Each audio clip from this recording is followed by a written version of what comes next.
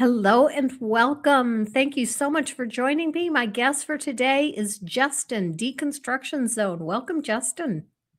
Thank you so much for having me. I'm thrilled to be here. As a follower of your channel already, it's exciting to actually get down and collaborate with you. Wonderful. I didn't realize you followed my channel. Yeah. I'm kind of new to the YouTube atheist space, but I've tried to Mhm. early on. I tried to follow as many people as I can because there's so much good content, and it's kind Mhm. of like how could you miss out? Mhm. Yeah, I know exactly what you mean. One of the things that I try to do right now is seek out content creators that are not white men. We we I we have know too many white men. it's so sad because like I know for a fact there are some non-white men out there in the space, but Mhm. right now it's dominated by white dudes that look exactly like me. In fact, a lot of people confuse me for Dan McClellan. We look so much alike, although he's not technically an atheist. Mhm. Um, but yeah, the amount of people out there, Planet Peterson, that just have my white guy look is pretty wild. Mhm. Mhm. A lot of people have seen you recently. You've been kind of making the rounds. I saw you over on Seth Andrews' channel and I saw you on Myth Vision. And so you've been telling your backstory. And so I think a number of the people have heard it, but there might be a few that have not. So why don't you briefly tell us your background and your story? Yeah, for sure. So, I had like the born again experience, as you might call it, when I was 15, almost 16. It was it was actually at the Heaven's Gates Hell's Flames play, if you know that one. I had already been toying with the idea of like really committing my life as a Christian. Um, but like basically I grew up Catholic, and so that was what I knew. We didn't go to church on the weekends. We just went to a Catholic school, and we went to church typically on like every Thursday with the class. And so that was kind of what I knew, but everyone around me believed in like this stuff was true. So while Catholics don't typically force it down your throat, and my parents didn't either, when you're surrounded in a small town USA where everybody just believes it, you just kind of take it for granted that it could possibly be false. So when I became a teenager, I really started to take it seriously. I was like, well, this seems like kind of important. Like if there's a God and he wrote a book for us, like we should read the book. We should like be very serious and intentional about this kind of thing. And for me, that all kind of came to a head in my mid-teens, and I dedicated my life to Christ outside of the Catholic Church because I was so repulsed by the history of the Catholic Church that even though I agreed with a lot of their doctrines that Protestants don't agree with, like I was fully on board at one point with purgatory, seemed to make the most sense to me, and some other like specifically Catholic doctrines. But I could never bring myself to say like, oh, I was a Catholic, because I'm like, yeah, because our leaders are like molesting children. So like that was just a non-starter for Mm. me, Mhm. even though I definitely knew that some of the Catholic doctrines I would have to justify to my friends that are not Catholic. Nevertheless, I was born again Christian in my mid-teens. By the time I was graduating high school, I was already considered going into ministry. It was very important to me. And I was lucky that I had people in my life that were able to kind of pour into my life and try to make it feel like I had a second family, which was really Mhm. cool. Like I did not have any bad experiences in the church. I know a lot of people have. I was really lucky that I kind of fell into a church that was just full of nice, down to earth people that really kind of cared about me. So it was really nice for me because I had a really cool church experience. Like nobody was forcing anything on me. I kind of came into it. I was able to explore it myself. And then I eventually went off to engineering school. But I knew when I was going to school, I was already going to do Bible college and seminary. That was already in the works.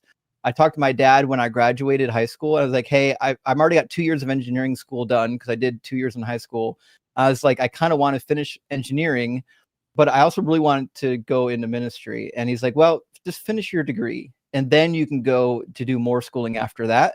He goes, it'll work out pretty well because like if ministry doesn't work out, you've got a real career. And so it turns out he was right. That was the right move. And so I went to engineering school, then Bible college, and then seminary.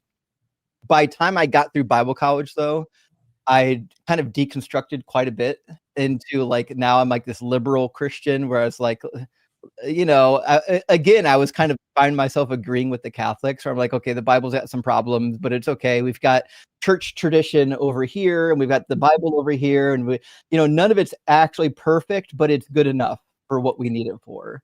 Did you ever consider becoming a Catholic priest? I did. So before I got into junior high, so I went to this really small Catholic school, and they had an association that was very close with one of the monasteries, where we would bring in, we called them brothers, but basically they're monks, where we would bring in like 1 or 2 monks like once a year, and they would tell us what life is like as living in the monastery doing monk stuff.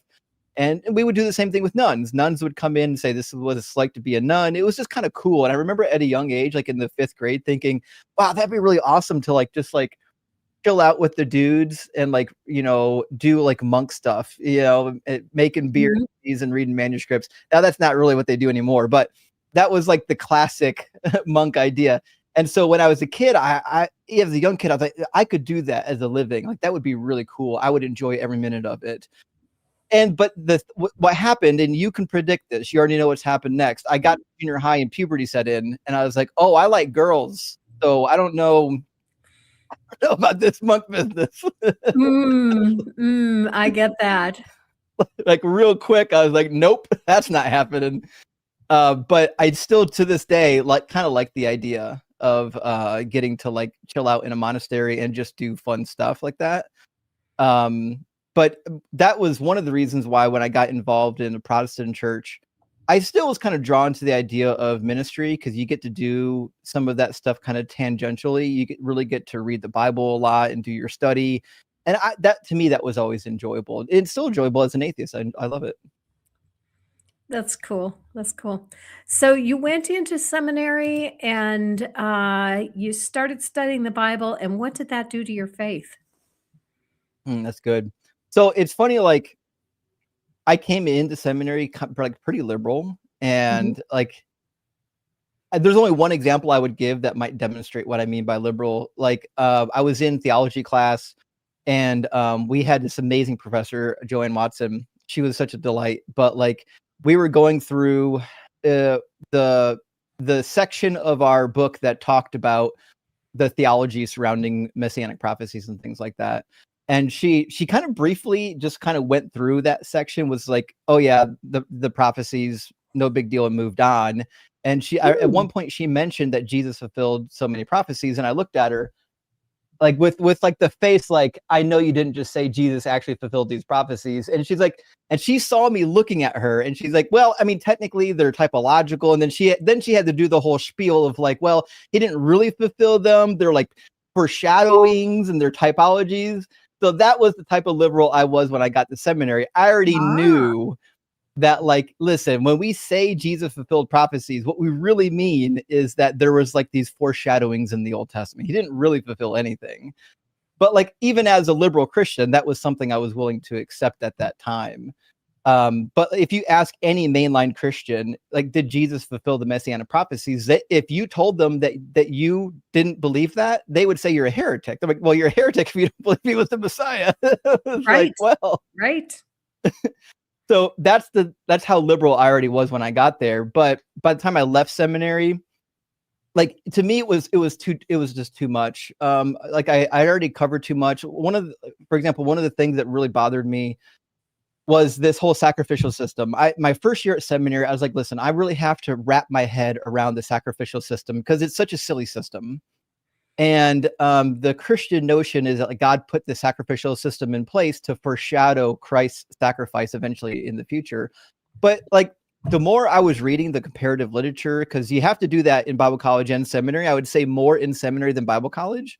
The more I was reading like the Hittite literature and the Egyptian literature and the Mesopotamian literature, more I was like, it seems like everybody was already doing this. Like, God didn't do anything unique. Like, everybody was already sacrificing bulls. They were already doing sin rituals to rid themselves of sin. Like the scapegoat ritual, we already have that. The Hittites wrote about it. The Assyrians wrote about it. In fact, the Assyrians have a ritual for it, the scape sheep. It's not a scapegoat. where you basically you place your hands on the head of the sheep and you put the sins on it, and then you cut the head off the sheep. One part of the sheep gets burned up, and another part of the sheep where the sins were placed gets sent out to the desert and dumped. There's another ritual where one part goes to the river and one part goes to the desert. And so, but these elaborate rituals to cleanse the people of their sins by transference that we find in the Hebrew Bible, they're ubiquitous in the ancient world. There's all kinds of these rituals. And same thing with sickness, like this idea that, well, this uncleanliness can lead to sickness. It leads to sickness and death, right? And therefore, purity becomes really important. Well, again, the Jews didn't invent that. That was already present in all of the ancient sacrificial religious systems. So the more I was reading the comparative literature, the more I was like, nothing in the Hebrew Bible is unique at all. Like they just happen to not die during the Bronze Age collapse in 1170. And so their religious system lived on. That's it. That's all that happened. Interesting. Yeah, that's something I did not know until after I became an atheist and I started listening to other atheists. So anyways, it was a lot of stuff like that for me that was problematic, because once you realize that nothing in the Hebrew Bible is actually unique, and it's actually full of failed prophecies, there's lots of failed prophecies, not even messianic, just lots of generic unfulfilled prophecies. You get to that point and you're kind of like, what am I holding on to at this point? Like, why am I, what is it about Christianity that would lead me to be drawn to this thing other than I kind of like some of Jesus's teachings? And Mhm. so there was a short minute where I was like, I don't know, maybe I'll become a secular Christian, because we've got lots of Mm. secular Jews. And I Mhm. was like, well, Mhm. maybe I'll just be a secular Christian. And you would be surprised how many pastors right now are in the pulpit and they're secular Christians. They don't believe this stuff is real anymore, but they love the teachings of Jesus and they feel like they could use it to do good in the world. There's a lot of them. Some of them are friends of mine that have reached out to me now that I've gone public and be like, hey, I get it, but I'm stuck.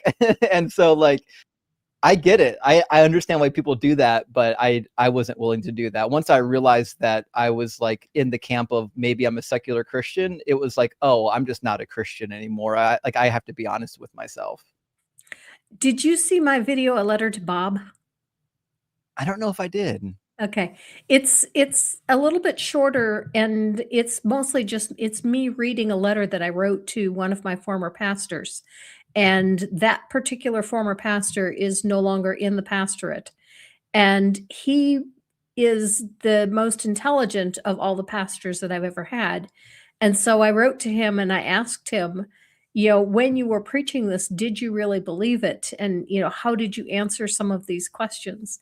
And unfortunately, he did not respond to my letter. So I just wrote the letter, and if I left the video that if he ever responds, I'll make another video with his response. Yeah, it you have to wonder, like Mhm. when you see someone leave the ministry, you know it wasn't overnight, right? There was a process that led to this, and you always wonder, how long were they there saying things that they didn't believe before they had the courage to leave? And I certainly understand that. I do remember, there was in my deconstruction process, there were moments where I was like, listen, I really need to find something in the Bible to preach on, but it has to be something, first of all, that I'm motivated to preach about, because if I'm not motivated, no one else is motivated. And number two, something that I fully believe in, like it's a good teaching. And I remember the last sermon I ever preached, I was filling in for somebody else who was their pastor unfortunately passed away and they needed someone to fill in.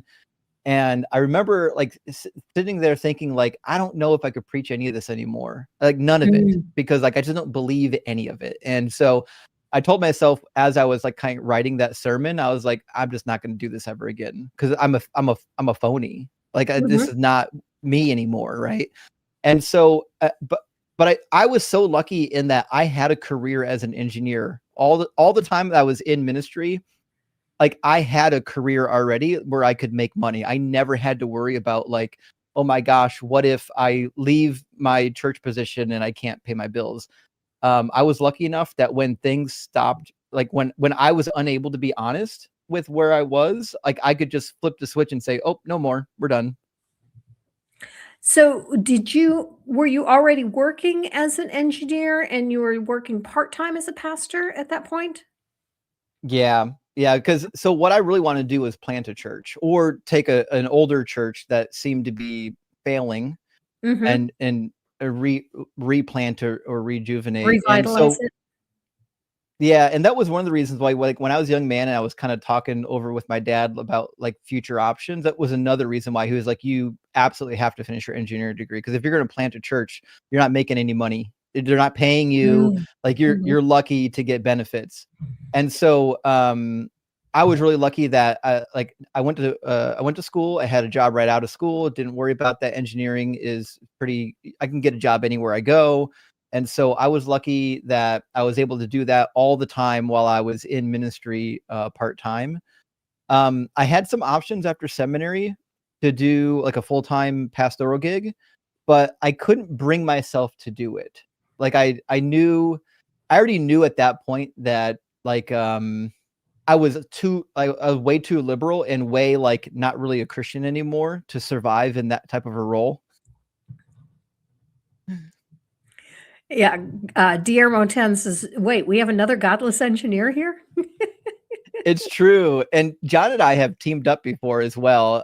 He's actually one of the first atheist channels I've ever watched on YouTube, because I forget what happened. I was looking for a video and it just popped up, and it was Godless Engineer. I was like, "Oh, I'm not the only one. Let's go."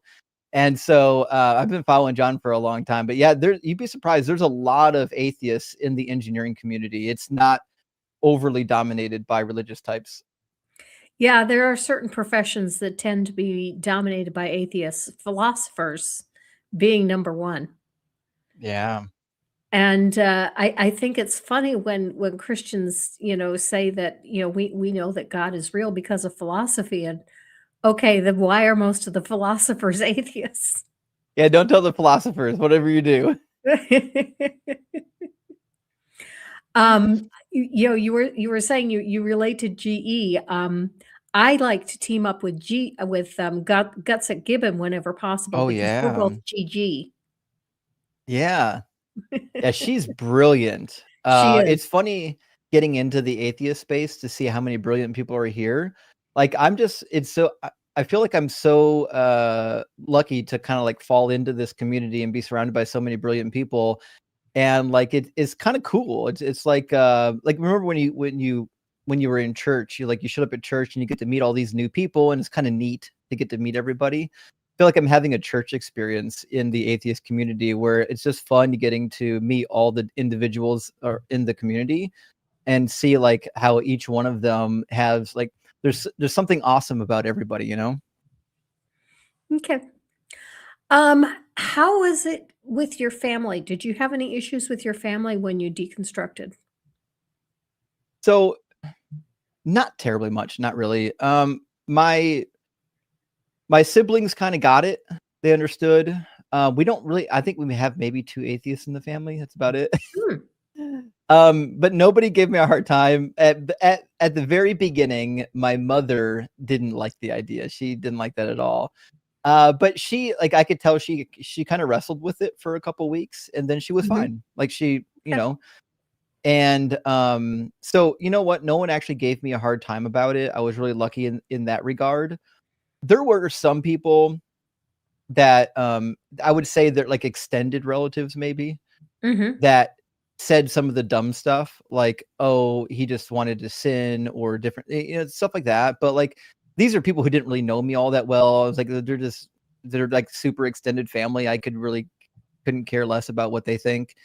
But, like, the people who actually knew me, like, they knew that this was a sincere decision. Like, I wouldn't have wasted 5 years and as many thousands of dollars as I did on Bible college and seminary, and then just throw it all away because I wanted to sin. I don't know if you know this about Christianity, you can sin all you want, you just have to pray for forgiveness. right, right. And if you're Catholic, you have to also say a few Hail Marys. Oh, of course, yeah, do a couple of those, do a little bit of penance, you know? Mhm. Now, I have seen, a Catholic website that I've featured a couple of times on my channel where they say that atheists can go to heaven.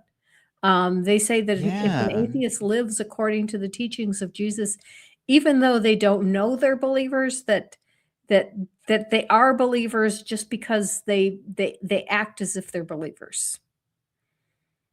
So I know this argument. There actually is kind of a case to be made for it, because Paul mentions this at the beginning of Romans about how those that are without the law, when they follow the law, that they're actually, still doing the work that God desires. And there's something in like this idea of, if you're following God's law, that means you're righteous, even if that law wasn't given to you. And so there's definitely this idea in the New Testament that like the righteous people won't be abandoned, even if they believe the wrong thing. The problem and the struggle is you've also got passages where Jesus and others will say things like, well, if you don't believe in Jesus, then you're doomed, no matter if you're righteous or not, right?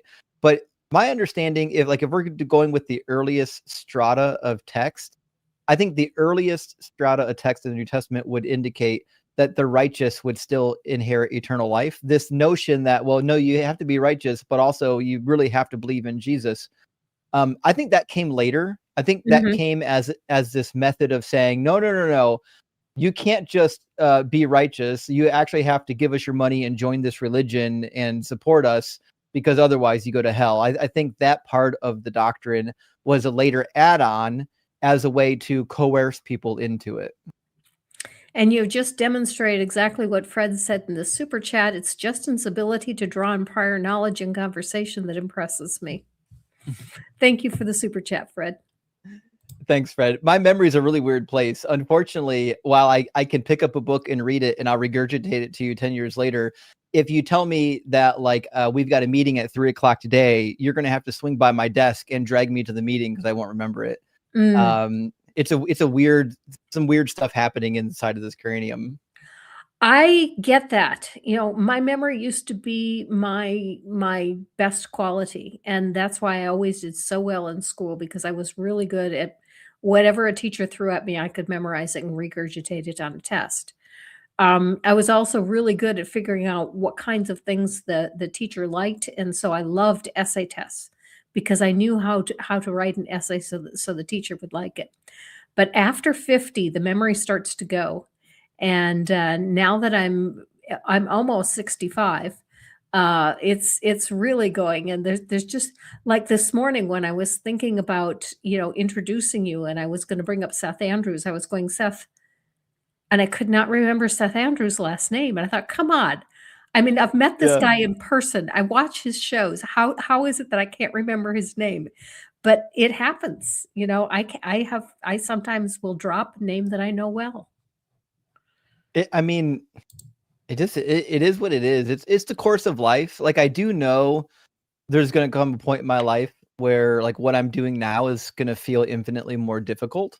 Mhm. And I do know, I knew that for a fact, because I'm almost identical to my dad's DNA. I look like him, I sound like him, I'm the same shape and size as he was. We've got the same thought patterns.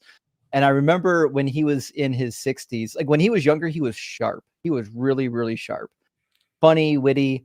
But I remember in his 60s, he was really slow to understand things sometimes. And he forgot a lot. And I keep thinking to myself, there's going to come a day I'm going to be there and I'm going to need somebody to have some grace with me. So like I need to, I need to expect it. But I think that's the course of life. But you know what? Like, I think as you age, like the stuff that you learned when you were much younger, I feel like a Mhm. lot of that still sticks with you. Yes. Um, it's like, what's the word? It's like imprinted on the brain. Mhm, mhm. I can still pull up Bible verses very easily. When I'm writing a script, I can easily think of Bible verses that go with what I'm saying. But to try to remember people's names, that's what's really going. And thank you Yeah, very that's much, tough. Capitalism, for the super chats. I appreciate that. Good to see it, Claps. And I have one other. Oh, Liberal Dragon said I'm 61 and my memory is terrible. It just happens. Yeah, it Not much does. can, yeah, like eventually I'll need glasses. I'll probably need hearing aids. The body just starts to wear out, and that's okay. When you get cataracts, get the implants. Um, Oh. I used to need glasses to see far away, and I don't anymore. Now I only need reading glasses because I have implants from cataracts. Nice. I don't know what I'll end up needing. I do know like stuff that I see far away is starting to Mhm, get a little bit blurry, but up mhm. close I'm good for now. Okay. I don't know how to pronounce that name. Something that Smack. I'm sorry, what? It's another friend of mine. It's Smack. I just call him Smack.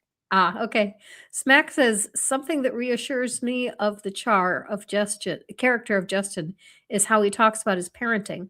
The safety and stability of having a good dad is incalculable for a child. He comes across as one of the good ones. Oh, cool. Cool.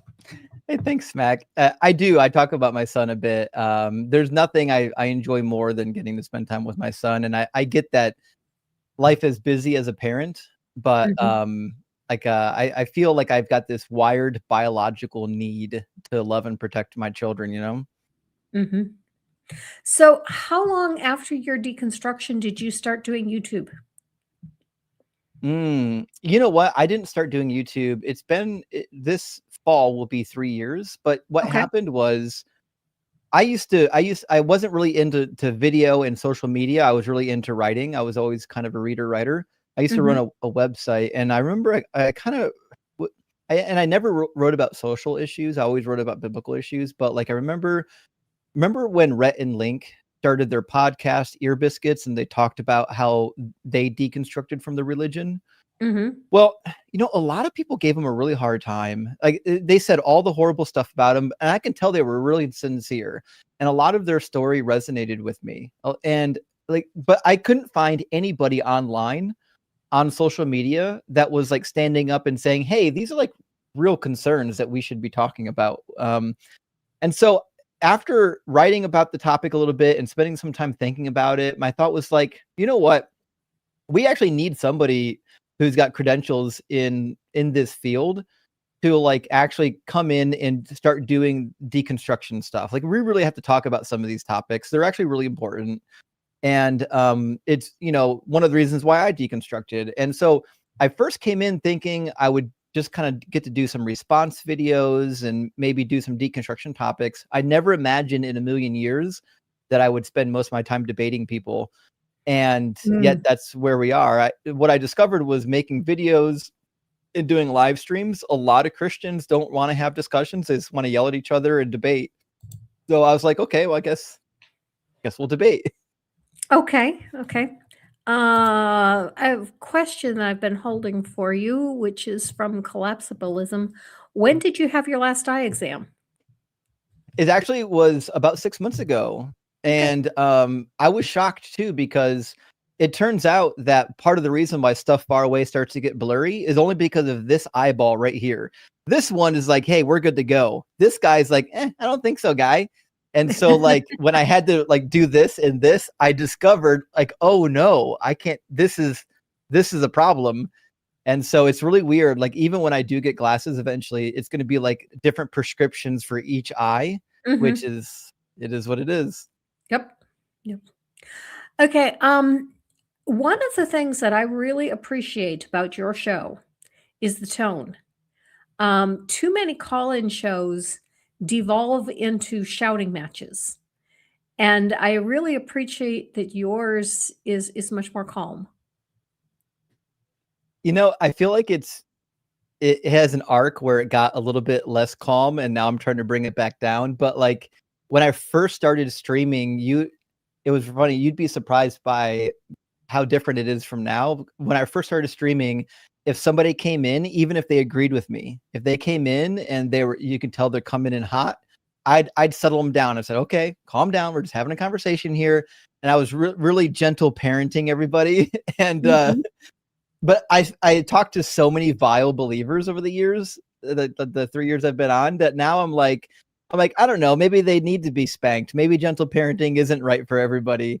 So I'm still kind of feeling it out a little bit, but I do agree that in order to move the needle in the right direction, the audience needs to do two things.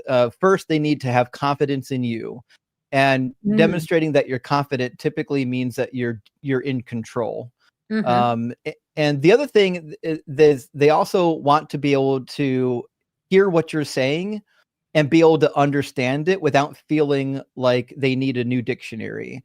And Mm, this is one of the things that, I learned in homiletics, where if you're preaching a sermon to your church and you're using a bunch of words that they don't know, like it might make you feel cool because you're using big words, but they don't care what you're saying. They're already bored, they're already lost, they can't follow along. So I try to make it so that every person in the room can follow the conversation, no matter what we're talking about. I feel like that helps. And if there's something that I need to do later to make it better, hopefully somebody will tell me and I'll be able to integrate it. we have over 200 people watching, and that is the first time I have ever hit that number when I have done Oh, a live stream. So welcome, thank you friends. for bringing in so many people.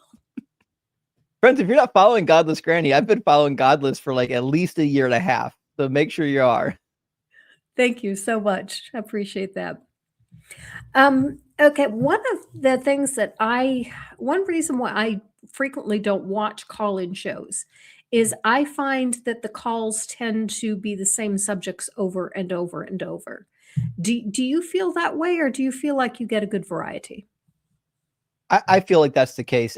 And one of the reasons why I do the live stream the way that I do it is because of that. So there's a lot of live streams where people will call in and they'll expect the interlocutor to provide the argument, and when the argument fails, it's just the end. Like that's it. Mm. But you can only do that so many times. So one thing I always try to do is like, okay, when an argument fails, someone brings an argument, then I said, okay, that didn't work. Let me give you an argument. So now Mm. I get to bring something new and say, listen, not only do I reject your argument, here's an argument for specifically why your God doesn't exist. And I feel like people resonate with that because it's easy to sit back there and just say, nope, unconvincing, doesn't work. It's a little more interesting to say, not only does it not work, here's why I can prove my position rather than just saying you haven't proven your position. I feel like that does help a lot with this whole I've heard the same argument a million times, because then I get to control some of the argumentation. I can say, okay, here's something new that maybe you haven't thought about.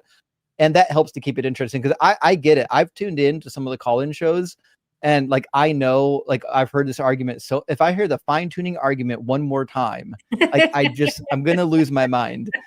Um, so I try to alleviate some of that by bringing my own arguments, and I've got a cheat sheet full of arguments. Some of them I haven't used yet. And so sometimes like I'm scanning through the cheat sheet while I'm live thinking like, okay, what is a new argument that I haven't used on the audience yet that I can use after this guy's argument goes bust? And Mhm. so I suspect that helps a little bit. Okay. Okay. When you come up with a new argument, where does that usually come from? I'll tell you what, there's two places. So one place is usually by watching other creators. I Mhm. do make it a point though to almost never regurgitate somebody else's argument. I don't like that. Not a big fan of that. There's very few exceptions where I'll do that. And typically I'll do that because it's like something I had already been trying to formalize at one point. I just hadn't been able to formalize it. And then I heard someone do it and said, that's it. That's how you formalize it. So pretty rarely will I try to reuse somebody's argument, but when I'm thinking of arguments, my brain is being tipped off by other people because they'll say something and I'm like, oh, you know what? If you do it this way, you can form a really good argument. The other way, honestly, is just reading the Bible. I'm at a point now where, like, if I pick up a Bible and I'm like reading in Second Kings, and Second Kings contradicts something that's over in Samuel, I read enough of the Bible that I'll catch it. Like I'll catch it. Uh-huh. Like, oh nope, that's not how it was in Samuel. And so I'm really lucky in this position where I've spent so much time reading the Bible that literally just opening up and spending an hour of reading it. A lot of times I'll come up with a new argument just reading the Bible because I'll be like, oh yeah, I remember that other time it said this. And so like I've got a whole list of contradictions on my cheat sheet, and almost all of them are contradictions that I found while reading the text. And I've yet to find it like an actual good answer for them. So reading the Bible and listening to other people in the field talk, or I would say interviews, like even if you're not watching debates, watching interviews like on your channel and other channels, like they're really helpful because like my brain can only do so much work. Like there's so many good arguments out there that I'm waiting, like my brain has been waiting to hear, that unless I'm watching other channels, like sometimes my brain never gets to hear them. So I watch a lot of in all of my free time, whether I'm at the gym or I'm traveling somewhere, I watch a lot of channels just like this one, and trying to always find something new and interesting that will better what I'm doing. I think all of us sharpen each other. Because, there are arguments that I've made, and then I go watch another atheist, and they make it better. And so I realized, okay, I need to revise my argument a little bit because this way of saying it is better. Yeah, that's the cool part about the community that we're in, is that sometimes you can have an idea and you thought it was good, and then you see somebody else doing it better and you're like, "Oh my gosh, that means I could get better," right? So like Mhm. I feel like there's always room for improvement, and you're always learning stuff. Like one of my favorite channels is Thinker's channel on TikTok. Mm, And she has such a unique perspective of looking at Bible verses. Like she's been on an arc right now with Jezebel, but like the stuff she's drawing from the Jezebel story that I never thought about before is really cool. So like I I love consuming other people's content. People know I'm like terminally online. I'm always in somebody else's live stream commenting. what is your favorite argument? Or do you have Hmm. a favorite argument? So my bread and butter, the argument that I when I first started debating, I ran religiously, pun intended, was the argument that Jesus fulfilled 0 prophecies. Because it's such Mm, a when I very first, like my first 2 live streams, I was kind of tongue in cheek. I would say Jesus only fulfilled 1 prophecy, but then it would mhm, be like just riding the donkey. But he really didn't fulfill that one anyways. So like my bread and butter when I first started, which I think for a lot of people was a little bit jarring, was just saying, no, he fulfilled 0 prophecies, not even 1. And people's heads, when they hear that, kind of explode. Because like the one thing I know about Jesus is that he fulfilled these prophecies. It's like, no, he didn't. And so that was for a long time. Like I did that topic so much, even I got bored of it. The mm, other thing, the other thing that I'm really enjoying right now, and it's not because the topic is all that good, or all that fun. The reason why I keep doing it is because it's a slam dunk. It's always a mhm. slam dunk. Every time you bring it up, it's a slam dunk. And that is that the Trinity is logically incoherent. And there is no way, if you get somebody on your live stream who's really into philosophy, there's Mhm. no way they're going to survive the Trinity debate. They'll never survive it. They have to say, well, the Trinity doesn't follow these laws of logic, but maybe there's other laws of logic. Um, so like for me, I'm having a lot of fun with the Trinity debate right now, not because I love it so much, just because like I just love watching like philosophy people's heads explode when they just give me this, 30-minute argumentation on how important the laws of logic are and how they prove God and this and that. And like, okay, you love the laws of logic, let's talk about the Trinity. And then their brain is short circuiting because they're realizing that the God they believe in doesn't agree with their philosophical standpoint. My favorite failed prophecy is in Ezekiel, and the reason it's my favorite is because the Bible even tells you that it failed.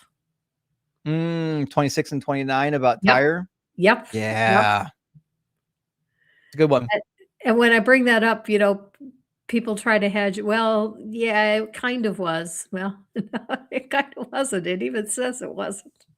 Yeah, it's funny because like this is really well known, by the way. So like if you go to Bible college or seminary, Mhm, this is just one of those things that you'll learn about eventually just reading the book. So like for example, in my introduction to Old Testament, one of the things that we had to do is we had to read every book that was part of the topic. You'd have like introduction to the Old Testament, and it would be like Torah.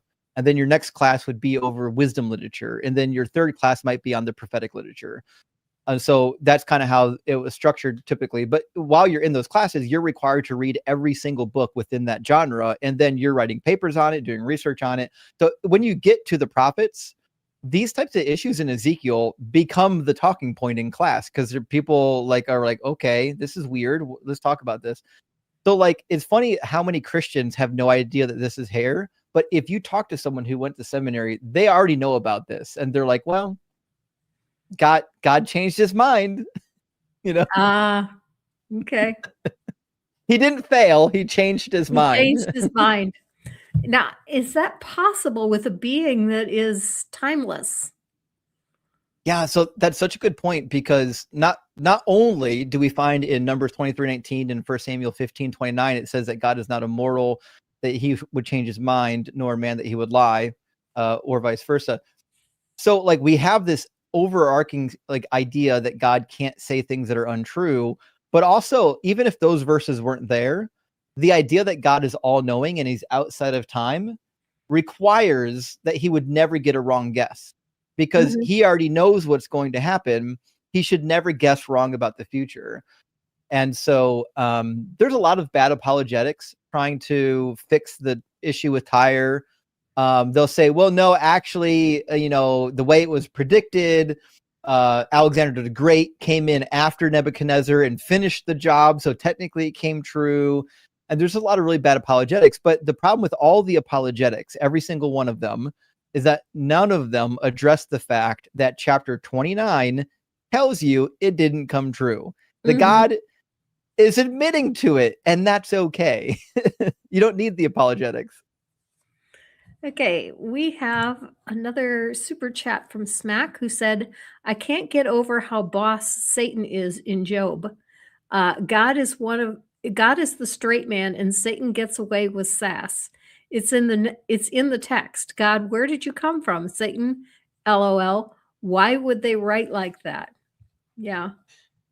It's a really funny story, and to me, Job was written at a time period where the development of somebody responsible for bringing evil and destruction was necessary. They already stole that from the Zoroastrian religion.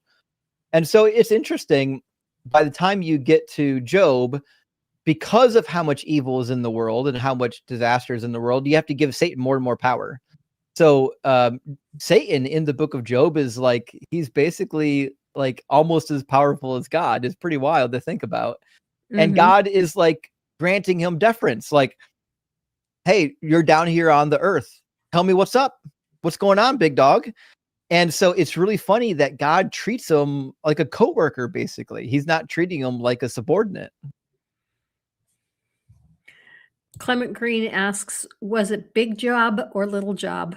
I'm not sure if he means that big Job or little Job, but he's obviously referencing Job. Yeah, I think so. Um, when you were in the seminary, did they talk much about the historical aspects of the Bible, like whether or not the Exodus really happened or whether the conquest of Canaan really happened? Yeah, they do. With these touchy topics, what the professors that you're going to have typically at a good seminary, they do a really good job of not saying that it's true or untrue. They do a Mm, really good job of saying, here's all the literature on the topic. Go mhm, and do your own research and make up your mind for yourself. And to me, I still think that's kind of the hallmark of a good school, is the professor doesn't tell you what to think. The professor is like, here's the available data, go figure it out. And that's the job of education, is to teach you to think for yourself, not to teach you to believe what they believe.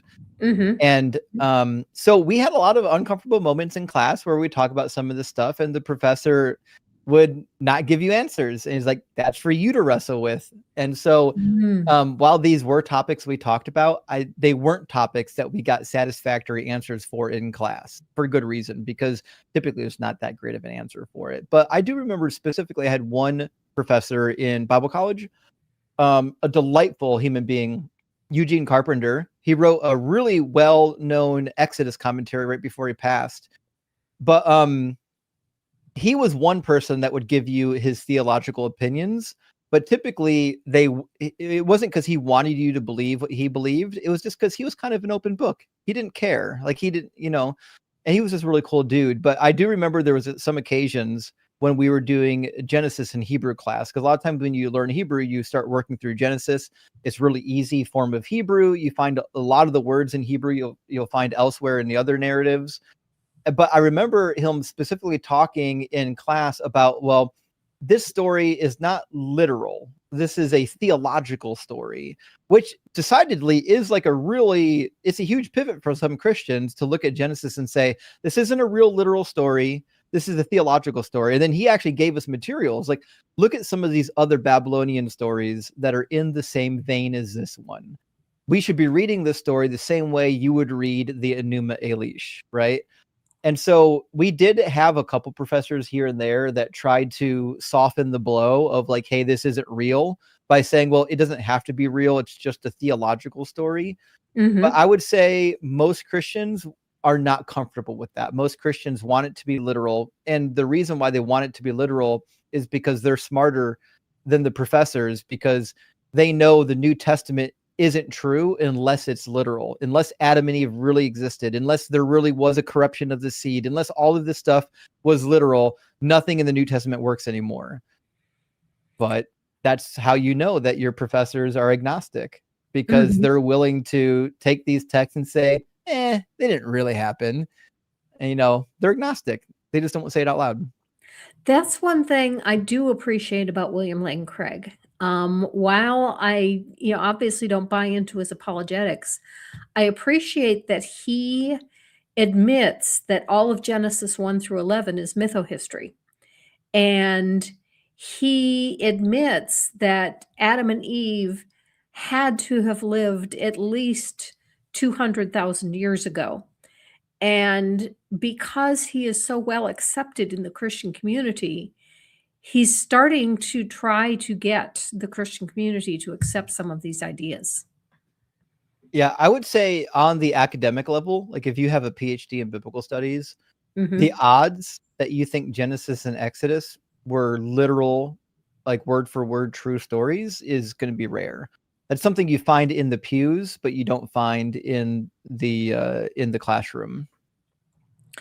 Were some of your fellow seminarians young earth creationists when they started? Good question. It's hard to know exactly how many. I would say a lot of the people were like me. There was a lot of people in seminary that had already been thinking about these topics and were already okay accepting that maybe they didn't happen as written. Like these were like mythological stories.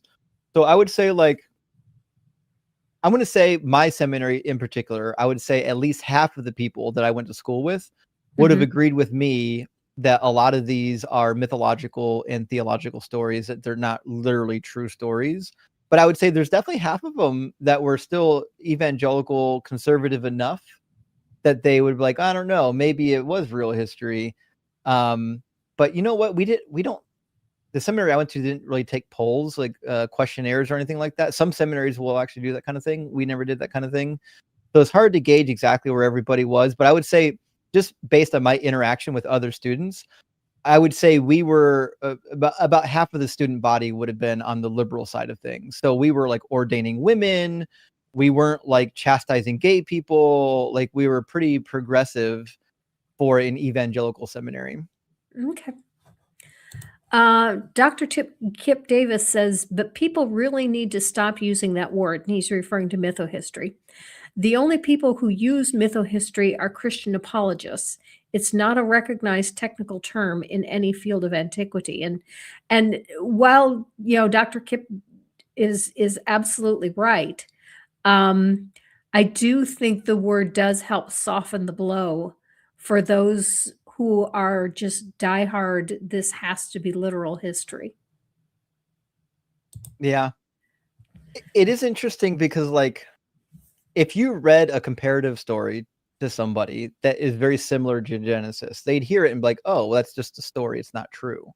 But for some reason, they've been trained to believe that Genesis is a true story. And I get it, because to be fair, the New Testament treats Genesis like it is a true story. So it's kind of like, what are you supposed to do? I'm reading it as a human being. It seems like mythology. My religion says it's not mythology. It's a true story. You're stuck kind of between a rock and a hard place there if you're a Christian. And we have a Christian in the chat that says Genesis was literal. I'm sure it was word for word literal. Okay.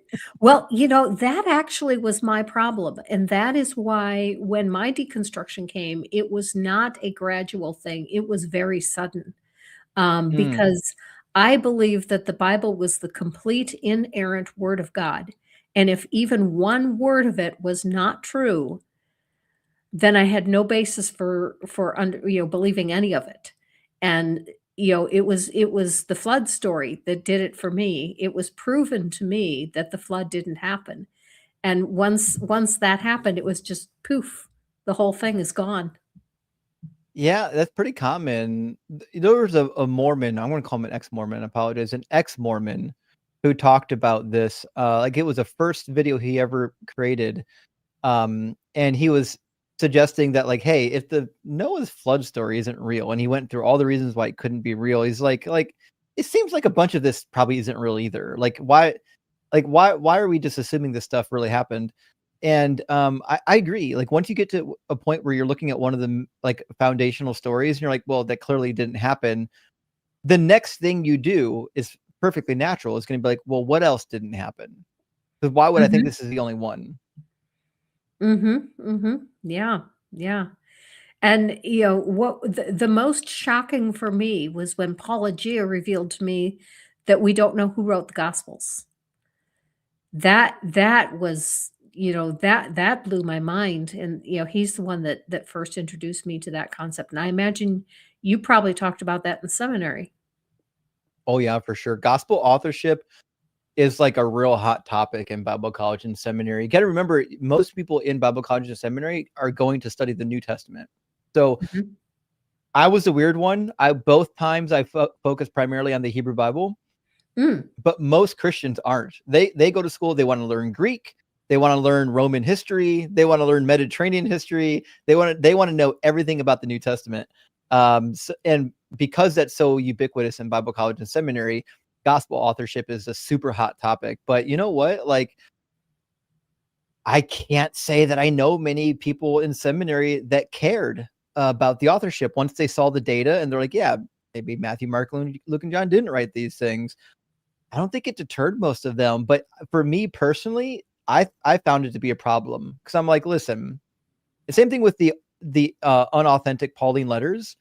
The thought that was in my mind was, and especially when we learn about the late addition to Mark chapter 16, the thought crosses the mind like, listen, if they're willing to invent texts, if they're willing to fake letters, and they're willing to put names on text when we don't know they actually wrote them, then it's like, why are we actually trusting them with the most important words ever? Like this whole story is like the most important story ever told, but like we've also demonstrated that they're willing to lie.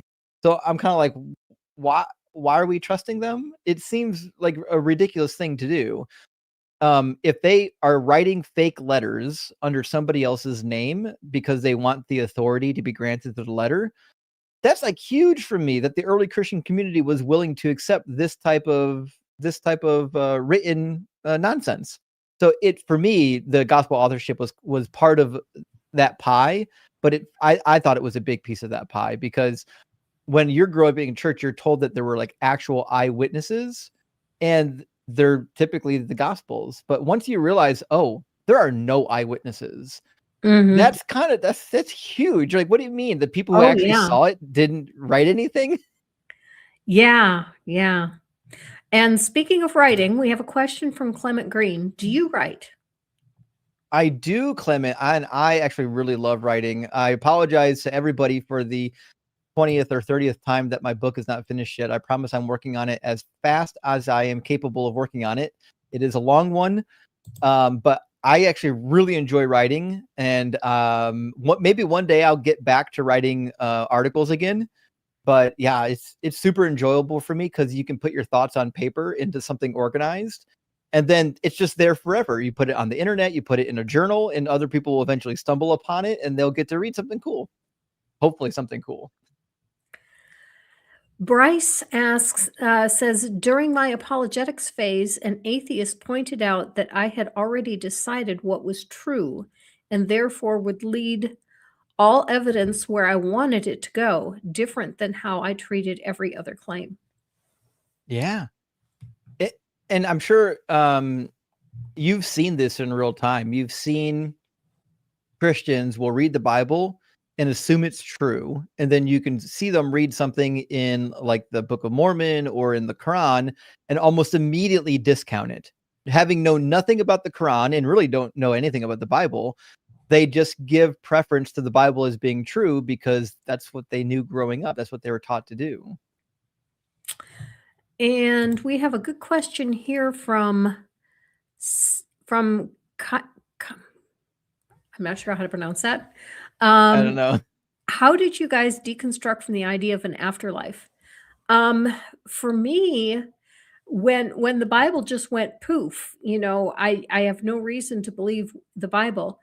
The Bible was the only reason I had for thinking that there was an afterlife. And so when I no longer believed the Bible, I had no reason to think that there was an afterlife either.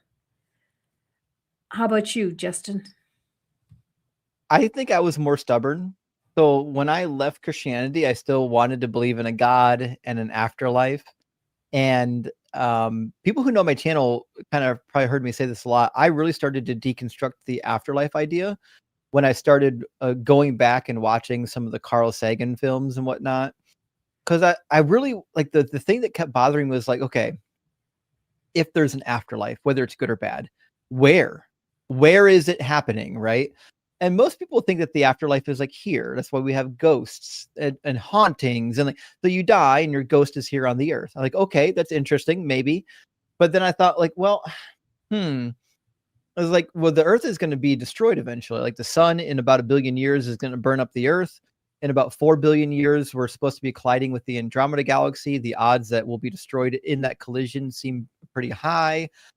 And if we outlive any of that, then we might end up with the heat death of the universe. If the universe is cyclical, then we'll have the heat death or almost heat death, and then we'll be drawn back into another hot dense state.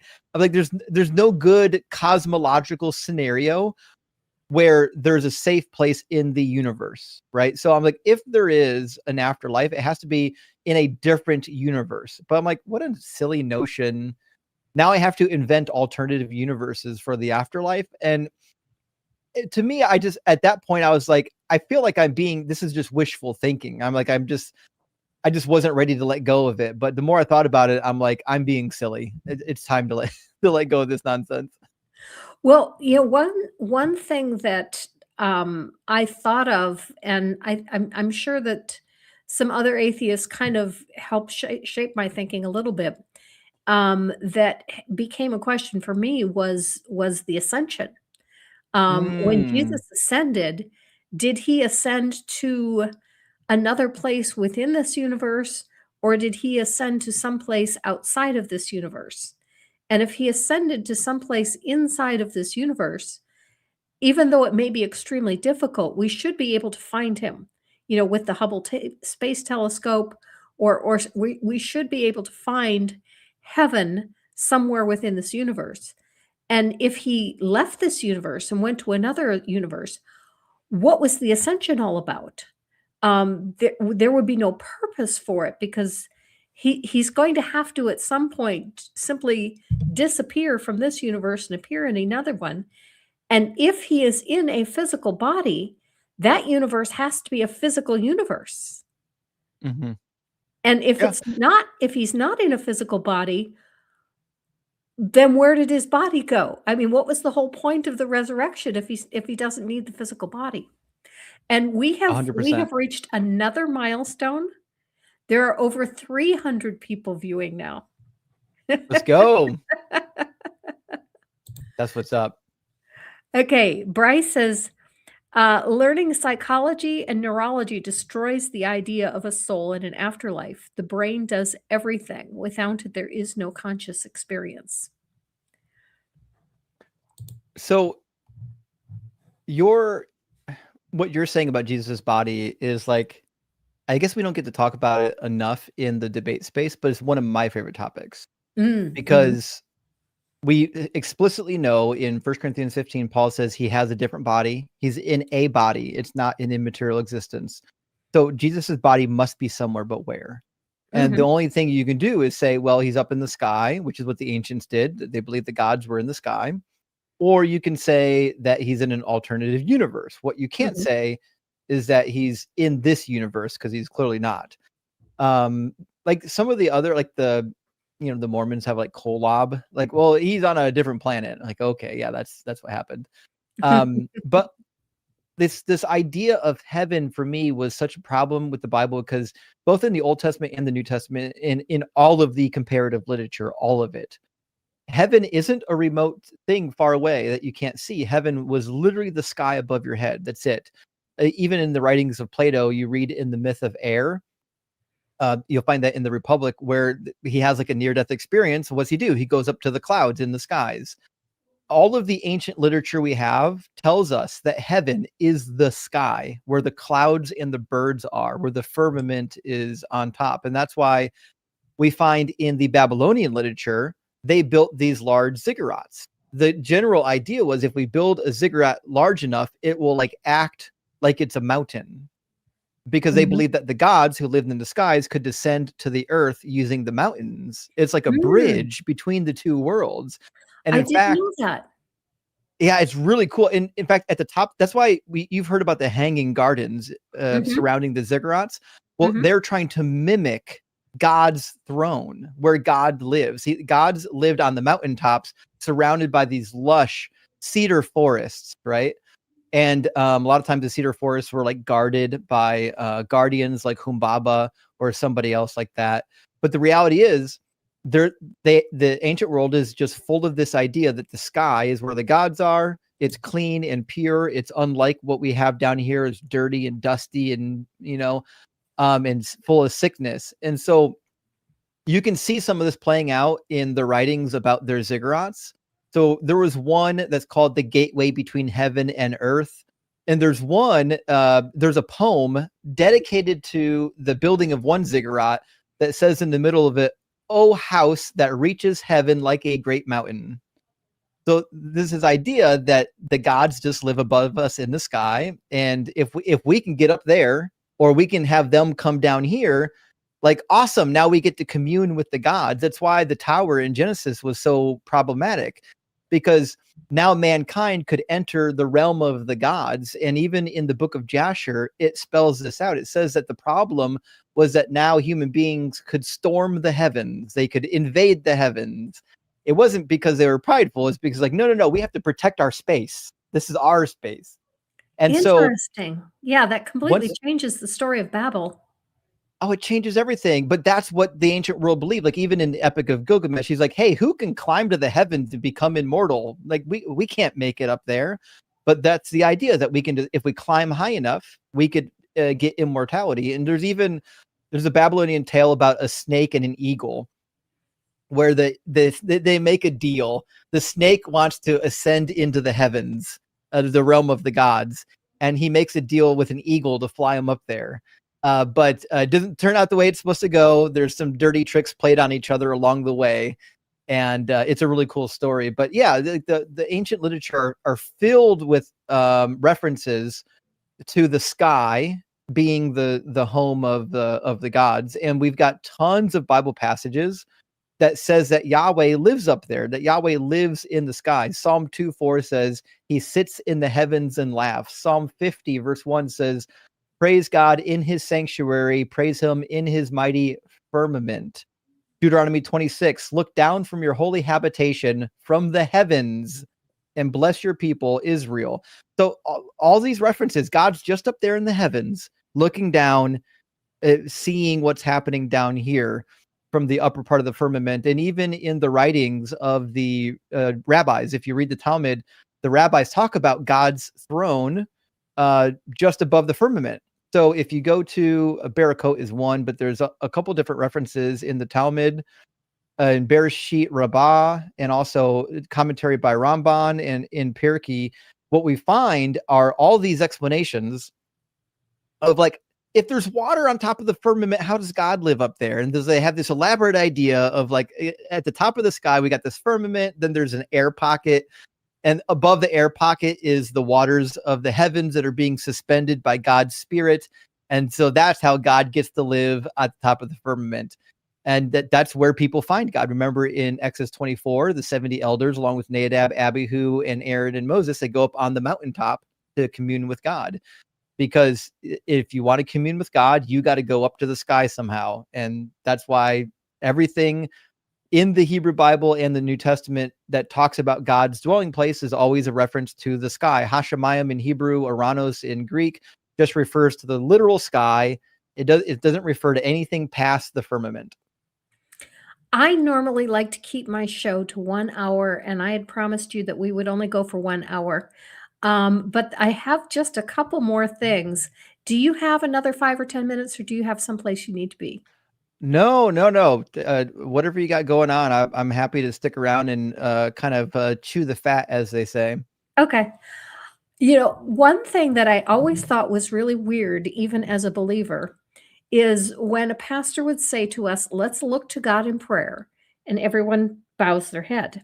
And I get why they were bowing their heads, you know, it's supposed to be a sign of respect.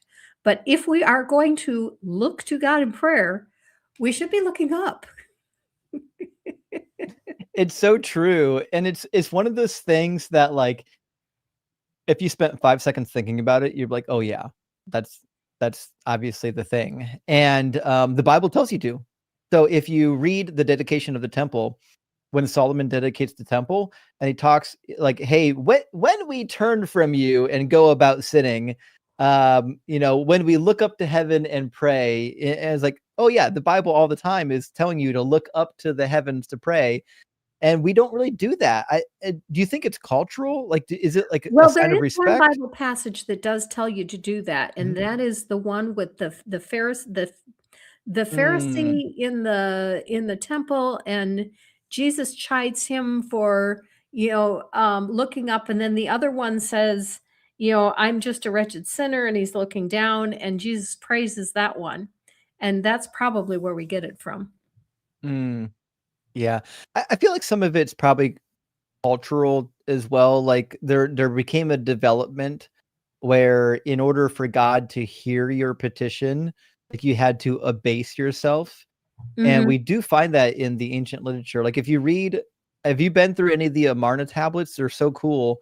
There are correspondences between the petty kings in Canaan and the Pharaoh just before the Bronze Age collapse. And one of the things that you'll find over and over again is all of these subordinates, when they address the Pharaoh, they always have to abase themselves as much as humanly possible in an attempt to capture the interest of the Pharaoh. So they say, like, I am the dirt between your toes. I lay on my face 7 times and on my back 7 more times. The nonsense like that. And I feel like at some point that became culturally entrenched in this religion, where you're like, well, God can't hear your prayer unless you really humble yourself. Like, you have to be slime. You have to, like, be underneath the rug with the insects before God can hear you. Okay, Smack says that I missed one of his super chats, and I am going back through all of them, and I do not see it. Possibly it came in while my internet was down, because my internet did go down for a couple minutes. So if you sent in another super chat and I missed it, I don't see it. Sorry, Smack. Yeah, that happens sometimes. Mhm. Amon Ra says, just hearing these two talk in the same video is worth $20. Thank you for doing so. Thank you so much, Amon Ra. I really appreciate that. Thank you, Amin. I do see on my end the super chat that Smack sent. I think it was when your internet chopped for a little bit there. Okay. Um, I can read it real quick. It says, something I learned from DZ was how obvious Genesis is just an explanation for why life sucks. Yeah. You can practically hear early flock. You can practically hear early flock going, why life sucks if love God, and Genesis is relax, bro. Here's why. Yeah, and Godless, you probably have heard this before. Genesis seems to be what's referred to as an etiology. It's Mhm. an explanation. Well, why are things the way that the way they are? Oh, here's why things are the way that they are. But I don't know if these ideological tales were meant to be taken as cold hard facts, or like, well, this is kind of our best understanding. Jenkins says, love this duo. Are you adopting grandkids? Asking for a friend. I am absolutely adopting grandkids. If you join the channel, you have the option of joining as a grandbaby, a toddler, or a grandchild. Unfortunately, I misspelled grand toddler when I put that in there, and I cannot find a way to change it. And on my patron, you also have the same choices of being a grandbaby, a grandchild, or a grand toddler. That's great. Okay, final question. What direction do you see your channel going in the future? Do you want to just keep going as you are, or is there anything you want to do different in the future? So one thing that I did in 2025, which I'll continue to do, is I broke off onto a second channel that is for nothing but debates. I've got a channel, DZ Debates.